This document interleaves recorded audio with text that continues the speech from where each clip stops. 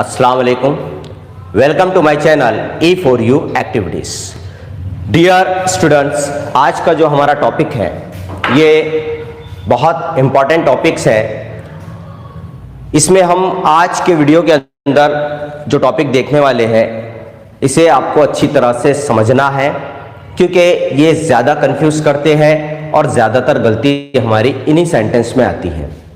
अगर आप अच्छी तरह से उसको जहन में बिठा लेंगे तो आपकी गलती नहीं आएगी। अभी तक हमने जो असर्टिव के सेंटेंस देखे थे, अफर्मेटिव और निगेटिव, उसी के अंदर एक किस्म आती है दो ऑब्जेक्ट वाले जुमले। अब ये दो ऑब्जेक्ट वाले जुमले क्या होते हैं कि आपको एक्टिव वॉइस के जुमले में दो ऑब्जेक्ट दिए होते हैं। अगर दो ऑब्जेक्ट वाले एक्टिव वॉइस का जुमला आए तो पैसिव वॉइस में एक ऑब्जेक्ट लेकर तब्दील करेंगे। यानी अगर आपको एक्टिव वॉइस के जुमले में दो ऑब्जेक्ट दिए होते हैं तो आपको एक ऑब्जेक्ट लेकर पैसिव वॉइस चेंज करना है और दूसरा ऑब्जेक्ट अपनी जगह यानी वर्ब के साथ ही रहेगा। फिर जो दूसरा ऑब्जेक्ट होता है वो वर्ब के बाद ही रहेगा, यानी उसकी जगह नहीं बदलना है। और बाय का इस्तेमाल ऑब्जेक्ट के बाद करेंगे, यानी जो बाय लगाएंगे हम वो जो दूसरा ऑब्जेक्ट बचा हुआ था जो वर्ब के साथ आया था उसके बाद लगाएंगे, वरना हमने अभी तक के सेंटेंस में वर्ब के बाद बाय का इस्तेमाल करे। तो दो ऑब्जेक्ट वाले में आपको ये जहन में रखना है कि एक ऑब्जेक्ट लेकर एक ऑब्जेक्ट जो है सब्जेक्ट की जगह जाएगा और दूसरा ऑब्जेक्ट वर्ब के साथ रहेगा और उसके बाद बाय लगाएंगे। और बाकी तमाम तब्दीलियां जो आपने अभी तक किए हैं उसी तरह से, मतलब हेल्पिंग वर्ब की तब्दीलियां या प्रोनाउन की तब्दीलियां, वो सारी चीजें पहले की तरह। यहां मैंने उसका एक फॉर्मूला दिया, यानी उसका सवाल किस तरह से आता है। सवाल आता है subject, helping verb, verb, object one और ऑब्जेक्ट टू। अब ये ऑब्जेक्ट वन जो होता है इसे इनडायरेक्ट ऑब्जेक्ट कहा जाता है। मैंने IO लिखा हूं, मतलब इनडायरेक्ट ऑब्जेक्ट। और दूसरा जो ऑब्जेक्ट होता है वो डायरेक्ट ऑब्जेक्ट होता है, तो मैंने उसको D.O लिखा हूं। तो इनडायरेक्ट ऑब्जेक्ट और डायरेक्ट ऑब्जेक्ट, इस तरह से आपको सवाल आएगा। उसके एग्जाम्पल हमने इस तरह से लिखे हैं। The king, subject, helping verb इसमें डिड छुपा हुआ है, वर्ब, ये है इनडायरेक्ट ऑब्जेक्ट और ये है डायरेक्ट ऑब्जेक्ट, यानी दो ऑब्जेक्ट, इनडायरेक्ट ऑब्जेक्ट और डायरेक्ट ऑब्जेक्ट। इस तरह से ये सेंटेंस आया आपको। द किंग गेव हिम, ये एक ऑब्जेक्ट हो गया, और रिवॉर्ड ये दूसरा ऑब्जेक्ट हो गया। तो ये दो ऑब्जेक्ट वाला आपको सेंटेंस आया। तो उसे किस तरह से सॉल्व करना, तो उसे इस तरह से सॉल्व करना है कि पहले हमको ऑब्जेक्ट वन, यहां आप अक्सर ख्याल रखिए आप कोई भी ऑब्जेक्ट लेके सेंटेंस चेंज कर सकते हो, लेकिन बेटर यह है कि आप इनडायरेक्ट ऑब्जेक्ट के साथ जुमले को चेंज कीजिए। दो इसमें कंफ्यूज रहने की जरूरत नहीं। जो इनडायरेक्ट ऑब्जेक्ट हो यानी वर्ब के बाद वाला जो ऑब्जेक्ट हो उससे आप सेंटेंस को चेंज कीजिए। आप डायरेक्ट ऑब्जेक्ट से भी सेंटेंस चेंज कर सकते हो, आपका सेंटेंस सही आएगा, गलत नहीं आ सकता है। मैं दोनों टाइप से आपको समझा देता हूं। अब यहां पर हम ऑब्जेक्ट लेंगे, मतलब यहां हमने इनडायरेक्ट ऑब्जेक्ट लिए, हिम यहां आकर बन गया ही। फिर कह रहा है हेल्पिंग वर्ब। अब इसके अंदर हेल्पिंग वर्ब डिड छुपा हुआ था क्योंकि वर्ब का सेकंड फॉर्म आया था। डिड छुपा हुआ था, वर्ब का सेकंड फॉर्म आया था। अब डिड आता है तो हम वाज और वेयर इस्तेमाल करते हैं, और वाज इसलिए ये सिंगुलर है, जमा रहा तो वेयर आएगा, हेल्पिंग वर्ब आ गया वाज। फिर कह रहा है वर्ब का थर्ड फॉर्म गिव, इसका थर्ड फॉर्म है गिवन। फिर कह रहा है डायरेक्ट ऑब्जेक्ट हमारा क्या है ये। अगर आप यहां डायरेक्ट ऑब्जेक्ट से शुरू करते हैं तो फिर इनडायरेक्ट ऑब्जेक्ट, ये आपको ध्यान में रखना है, गिवन और रिवॉर्ड। फिर उसके बाद कह रहा है बाय, और फिर ये जो सब्जेक्ट था हमारा वो यहां आ जाएगा द किंग। इस तरह से he was given a reward by the king. तो ये हमारा इनडायरेक्ट ऑब्जेक्ट वर्ब के साथ है। किसके साथ है? वर्ब के साथ। अगर आप, और ये जो हमारा ये डायरेक्ट ऑब्जेक्ट जो है तो वर्ब के साथ है, और इनडायरेक्ट ऑब्जेक्ट से हमने जो है तो इसकी शुरुआत की है। अगर आप डायरेक्ट ऑब्जेक्ट से शुरुआत करते हो यानी आ रिवॉर्ड से, आ रिवॉर्ड वॉज गिवन। अब गिवन के बाद क्या आएगा? जो हिम है वो हिम ही रहेगा। अब आपको ही बनाने की जरूरत नहीं, क्योंकि वो इधर सब्जेक्ट की जगह आया नहीं। सब्जेक्ट की जगह आता तो ही बनता, अभी वो ऑब्जेक्ट की जगह रह रहा है तो हिम का हिम ही रहेगा, हिम। अब इसके बाद लगेगा बाय द किंग, इस तरह से। A reward was given him by the king. तो आप इसको दोनों तरीके से चेंज कर सकते हो, लेकिन बेटर ये है कि आप इसको इनडायरेक्ट ऑब्जेक्ट जो सब्जेक्ट वर्ब के बाद आता है इसको लेकर चेंज करिए। आपको दो दो आंसर लिखने की जरूरत नहीं है, आपको एक ही आंसर लिखना है। तो इस तरह से दो ऑब्जेक्ट वाले अगर जुमले आए तो आपको जहन में रखना है कि क्या बात आपको ख्याल रखना है कि अगर दो ऑब्जेक्ट वाले सेंटेंस आए तो आपको एक ऑब्जेक्ट लेकर जुमले को चेंज करना है और दूसरा ऑब्जेक्ट वर्ब के साथ रखना है, फिर उसके बाद बाय लगाना है और सब्जेक्ट लिखना है। तो ये थे दो ऑब्जेक्ट वाले जुमले। तो इसका स्क्रीनशॉट निकाल दीजिए और आपके समझ में आया या नहीं कमेंट करके बताइए। अब हमारा अगला जो टॉपिक है इंट्रागेटिव। इंट्रागेटिव में से वर्बल क्वेश्चन और WH क्वेश्चन।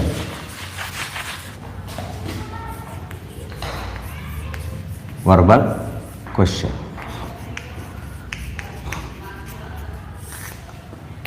वर्बल क्वेश्चन यानी क्या, ये तो आपने पहले ही पढ़ चुके हो जब हमने टेंसेस सॉल्व किए थे उस वक्त। वर्बल क्वेश्चन जिसके अंदर हेल्पिंग वर्ब से जुमले की शुरुआत होती है और सब्जेक्ट हेल्पिंग वर्ब के बाद आता है, या फिर जो आपका अफर्मेटिव का सेंटेंस होता है उसका हेल्पिंग वर्ब उठाकर आपको सब्जेक्ट से पहले रख देना है, वो बन गया वर्बल क्वेश्चन। तो अब वर्बल क्वेश्चन का सवाल आपको एक्टिव वॉइस में कैसे आता है। एक्टिव वॉइस के अंदर एक्टिव के जुमले में वर्बल क्वेश्चन VQ आप पूरा लिखिए। वर्बल क्वेश्चन वाला जुमला हेल्पिंग वर्ब से शुरू होता है, इसलिए पैसिव वॉइस भी जो है आपको जुमला भी हेल्पिंग वर्ब से ही शुरू होगा। बाकी तमाम तब्दीलियां पहले की तरह, बाकी तमाम तब्दीलियां पहले की तरह। मतलब अब आपको वर्बल क्वेश्चन किस तरह से पूछा जा सकता है। वर्बल क्वेश्चन आपको एक्टिव वॉइस का जो जुमला है वो इस तरह से पूछा जा सकता है, हेल्पिंग वर्ब, सब्जेक्ट, वर्ब और ऑब्जेक्ट प्लस क्वेश्चन मार्क। इसमें क्या आएगा, क्वेश्चन मार्क। इस तरह से आपको वर्बल क्वेश्चन पूछा जाएगा। अगर हम इसके एग्जाम्पल देखें, do you eat a mango, question mark. ये हो गई इसकी एग्जाम्पल। अगर एक्टिव वॉइस का सेंटेंस आपको इस तरह से आता है जो हेल्पिंग वर्ब से स्टार्ट होता है तो पैसिव वॉइस का जुमला कैसे बनेगा। पैसिव वॉइस का जुमला बनेगा, इसमें भी आपको हेल्पिंग वर्ब जो चेंज होगा रूल्स के हिसाब से, डू आया तो इज एम आर, डिड आया तो वाज वेयर, यानी जो हमारा रूल है वो उसके हिसाब से हेल्पिंग वर्ब को यहां पर ही चेंज करना है शुरुआत में। फिर उसके बाद सब्जेक्ट, उसके बाद फिर ऑब्जेक्ट, ऑब्जेक्ट के बाद में वर्ब का थर्ड फॉर्म, फिर बाय का इस्तेमाल, फिर जो सब्जेक्ट था वो जो ऑब्जेक्ट की जगह आ जा रहा है वो, और क्वेश्चन मार्क। इस तरह से यानी इसमें भी सब्जेक्ट ऑब्जेक्ट की जगह और ऑब्जेक्ट सब्जेक्ट की जगह जाएगा, वर्ब का थर्ड फॉर्म इस्तेमाल होगा, वर्ब के बाद बाय का इस्तेमाल होगा। बाकी तरीका जो है वैसे ही होगा, सिर्फ चेंज क्या रहेगा कि हेल्पिंग वर्ब से शुरू हुआ है तो ये भी सेंटेंस हेल्पिंग वर्ब से शुरू होगा, लेकिन हेल्पिंग वर्ब को रूल्स के हिसाब से तब्दील करना होगा। अब यहां हेल्पिंग वर्ब डू था तो यहां हो जाएगा प्रोनाउन के हिसाब से जो आपका सब्जेक्ट, जो ऑब्जेक्ट आपका सब्जेक्ट की जगह आ रहा है, जो ऑब्जेक्ट आपका सब्जेक्ट की जगह आ रहा है उसके हिसाब से आपको हेल्पिंग वर्ब का इस्तेमाल करना है। आ मैंगो एक है इसलिए इज आएगा, मैंगोज होता एक से ज्यादा होता तो यहां आर आता, अगर यहां मी होता इधर आके वो आई बनता तो एम आता। इस बात का आपको जहन में रखना है कि हेल्पिंग वर्ब का इस्तेमाल नाउन या प्रोनाउन के हिसाब से आपको करना है। अब वो आ मैंगो आने वाला है इसलिए हम डू का बनाएंगे इज। ये ऑब्जेक्ट जो है, ये ऑब्जेक्ट आ जा रहा है सब्जेक्ट की जगह, इज अ मैंगो, फिर कह रहा है वर्ब का थर्ड फॉर्म। अब हमने हेल्पिंग वर्ब लिख दिया, इसलिए इसके बाद दोबारा हेल्पिंग वर्ब लिखने की जरूरत नहीं। यहां पर बच्चे गलतियां करते हैं, यहां हेल्पिंग वर्ब लिखने के बाद सब्जेक्ट के बाद भी हेल्पिंग वर्ब लिख देते हैं, क्योंकि हमको आदत है। असर्टिव के अंदर हमने जो किए थे अफर्मेटिव और नेगेटिव में, उसके हिसाब से बच्चे क्या करते हैं, सब्जेक्ट के बाद फिर और हेल्पिंग वर्ब लिख देते हैं। हेल्पिंग वर्ब हमने स्टार्ट में लिख दिया है, इसलिए अब सब्जेक्ट के बाद आपको हेल्पिंग वर्ब लिखने की जरूरत नहीं है। तो ये हो गया ऑब्जेक्ट। ऑब्जेक्ट के बाद कह रहा है आप फॉर्मूले के हिसाब से चलिए। ऑब्जेक्ट के बाद कह रहा है वर्ब का थर्ड फॉर्म ईट है, ईट का हो जाएगा ईटन। फिर उसके बाद कह रहा है बाय, ईटन के बाद आएगा बाय। फिर कह रहा है सब्जेक्ट। अब ये हमारा सब्जेक्ट यू, इधर जाकर यू ही रहेगा, ये चेंज नहीं होता है, ये वाला प्रोनाउन चेंज नहीं होता है, ये इधर जाकर यू का यू ही रहेगा और क्वेश्चन मार्क ये बनेगा is a mango eaten by you. तो इस तरह से जो है ये वर्बल क्वेश्चन का जो है सेंटेंस चेंज होगा। तो आई होप आपने इसको समझ लिया होगा। आप इसमें एक ही चीज का आपको ध्यान में रखना है कि इस फॉर्मूले को जहन में रखते हुए आप इसको चेंज करिए। हर किस्म का फॉर्मूला याद कर लीजिए, फॉर्मूला आपके जहन में रहेगा तो आप किसी भी तरह से आंसर को गलत लिख ही नहीं सकते।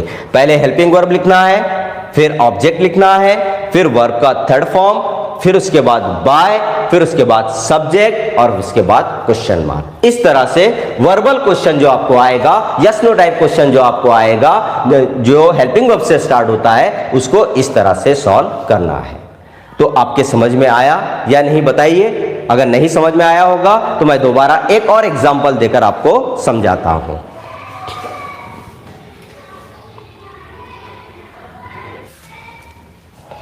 अगला जो हमारा है WH क्वेश्चन। एक्टिव वॉइस का जुमला अगर WH क्वेश्चन वाला जुमला हो तो जुमले की शुरुआत WH वर्ड से ही शुरू होता है। कैसे शुरू होता है? WH वाला रहा तो WH वर्ड से ही शुरू होता है। इसलिए पैसिव वॉइस बनाते वक्त जुमला भी WH से ही शुरू होगा, बाकी तमाम तब्दीलियां वैसे ही पहले की तरह। कैसे? अब इसका फॉर्मूला कैसे बनेगा? इसका फॉर्मूला बनेगा वर्बल क्वेश्चन और WH क्वेश्चन में सिर्फ इतना ही फर्क है कि इसमें WH वर्ड आता है और इसमें WH वर्ड नहीं आता है, बाकी पूरा पैटर्न सेम है। बस इतना ही फर्क है, बाकी कोई फर्क नहीं है। मतलब वर्बल क्वेश्चन के अंदर जो है वर्बल क्वेश्चन सिर्फ हेल्पिंग वर्ब से स्टार्ट होता है और ये WH वर्ड से इस्तेमाल होता है, शुरू होता है। WH वर्ड के फौरन बाद इसमें भी हेल्पिंग वर्ब ही रहता है, सब्जेक्ट नहीं रहता। इस बात का आपको ख्याल रखना है कि WH सेंटेंस जो है WH से ही शुरू होगा और बाकी तमाम तब्दीलियां पहले की तरह, मतलब जो आपने अभी वर्बल क्वेश्चन समझे हैं बिल्कुल उसी तरह। कैसे? अब आप सेंटेंस के जरिए इसको समझ सकते हो। यहां पर मैं आपको एक एग्जाम्पल देता हूं। Why do you, या हम ही का इस्तेमाल करते हैं, यू कर लिए हमने। Why do you, why does he eat a mango?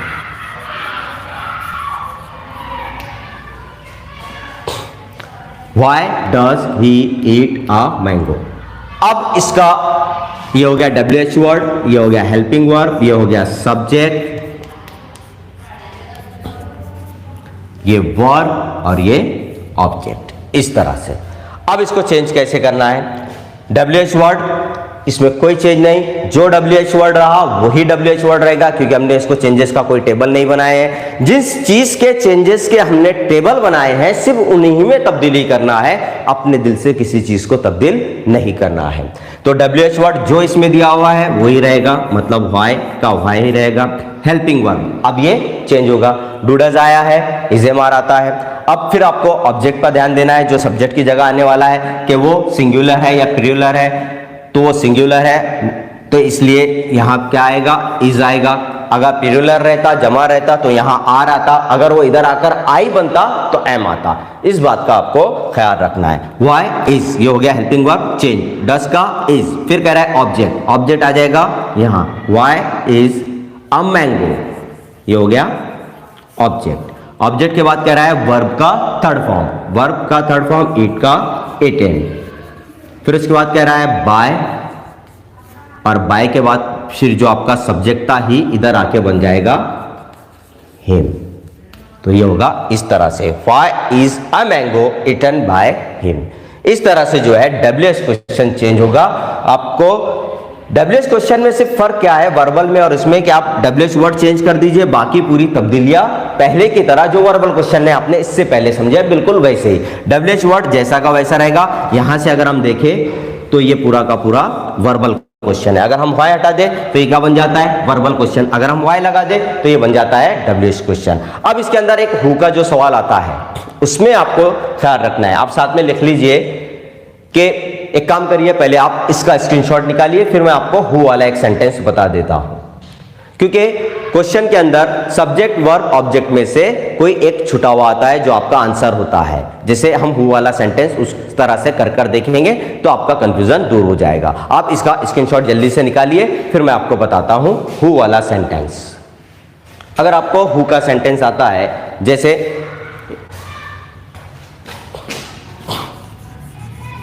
Who was teaching her, question mark आपको लगाना है, इस बात का ध्यान में रखें। अब ये हो गया आपका डब्ल्यूएच वर्ड, ये हो गया आपका हेल्पिंग वर्ब, ये हो गया आपका वर्ब, और ये हो गया आपका ऑब्जेक्ट। अब इसके अंदर सब्जेक्ट गायब है, क्यों? क्योंकि सब्जेक्ट हमारा जवाब है, सब्जेक्ट हमारा जवाब है। तो अब इसका किस तरह से चेंज होगा? अब यहां डब्ल्यूएच वर्ड हु अगर आता है तो आपको शुरू करना है बाय हुम से, सिर्फ इतना ख्याल रखें। कैसे शुरू करना है? अगर हु आता है तो बाय हुम से शुरू करना है।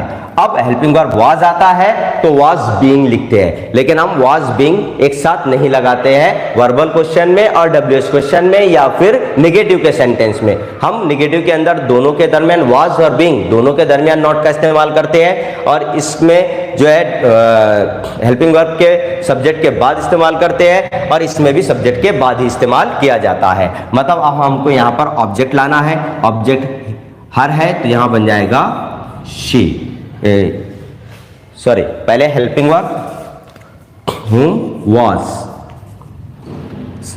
डब्ल्यूएच के बाद फौरन बाद हेल्पिंग वर्ब। अब वॉज के साथ का बीइंग वो आपके ऑब्जेक्ट के बाद लगाना है, यानी हर का ये हर यहां आकर बन गया शी, अब लगेगा बीइंग। जो डबल आते हैं हैव बीन उसमें भी ऐसे होगा, विल बी उसमें भी ऐसे होगा। विल यहां लगाना है, बी सब्जेक्ट के बाद लगाना है, हैव यहां लगाना है और सब्जेक्ट के बाद बीन लगाना है, इज यहां लगाना है और सब्जेक्ट के बाद बीइंग लगाना है। इस तरह से आपको ख्याल रखना है, जो हमने टेंसेस के अंदर अच्छी तरह से समझे हैं। तो वॉज शी बीन, फिर उसके बाद वर्ब का third form dot question mark. अब यहां सब्जेक्ट क्यों नहीं आया, ऑब्जेक्ट क्यों नहीं आया? क्योंकि जुमले के अंदर ऑब्जेक्ट सब्जेक्ट दिया हुआ नहीं था, इसलिए ऑब्जेक्ट नहीं आया। अब यहां पर सब्जेक्ट आ गया और वर्ब आया, ऑब्जेक्ट गायब है, ऑब्जेक्ट उठाकर यहां सब्जेक्ट की जगह आ गया। तो अगर हु वाला आता है तो आपको इस तरह से उसे सॉल्व करना है। बाय हुम से शुरू करना है, वॉज का हेल्पिंग वर्ब का इस्तेमाल करना है, और हेल्पिंग वर्ब अगर डबल कपल वाला हो जैसे वाज बीइंग था तो सब्जेक्ट के बाद उसको लगाना है, इस बात को भी आपको ध्यान में रखना है। और वर्ब, अब यहाँ पर वो ऑब्जेक्ट नहीं है क्योंकि यहाँ सब्जेक्ट नहीं था। अब इस तरह से लास्ट में क्वेश्चन मार्क लगाना है हु के सेंटेंस में। बाकी सेंटेंस के अंदर अगर सब्जेक्ट वर्ब ऑब्जेक्ट पूरा होता है तो फिर आपको उसी तरह से सॉल्व करना। चलिए मैं आपको इस पर होमवर्क दे रहा हूं, तो ये 4 क्वेश्चंस आपको होमवर्क के लिए, इसे इसका स्क्रीनशॉट निकाल लीजिए।